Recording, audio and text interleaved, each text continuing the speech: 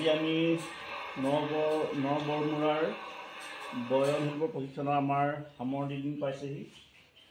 গতিকে আমাৰ সামৰণিৰ সময়ত আমি কি কাম কৰিলোঁ তাৰ এটা থুলমূল আভাস দিব বিচাৰিছোঁ।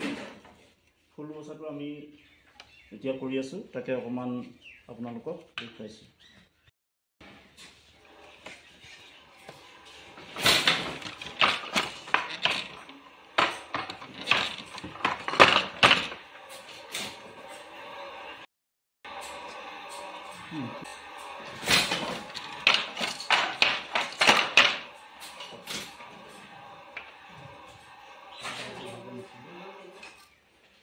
আমি বুটা মাৰিছোঁ, বুটা ডিজাইনৰ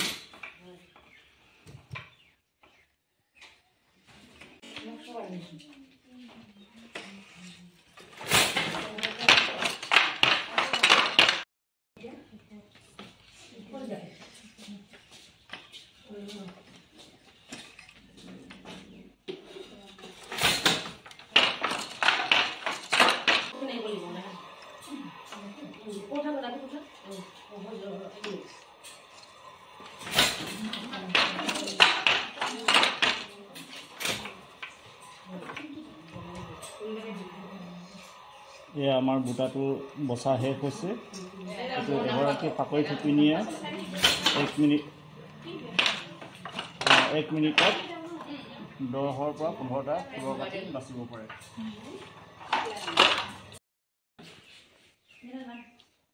এয়া আমি ৰাজ ভৰাই আছোঁ। ভৰাই শেষ কৰাৰ পাছত আৰু প্ৰায় 1-1.5 ঘণ্টাৰ ভিতৰতে আমি ৰাজখন ভৰাই শেষ কৰিম বুলি ভাবিছোঁ।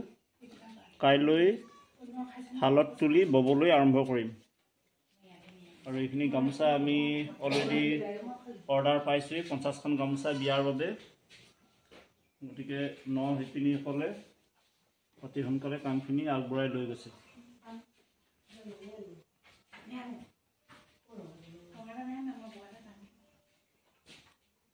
দেৱাশ্ৰী খনিকৰে সূতা দিছে আৰু মই ৰাজ ভৰাইছোঁ।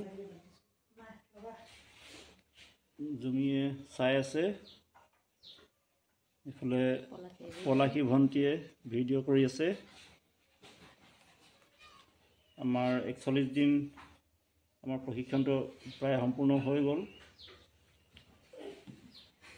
এইখিনি কাপোৰ প্ৰশিক্ষণৰ উপৰি তেখেতলোকে নিজৰ কাৰণে নিজে বিক্ৰী কৰিবৰ কাৰণে লগাই লৈছে।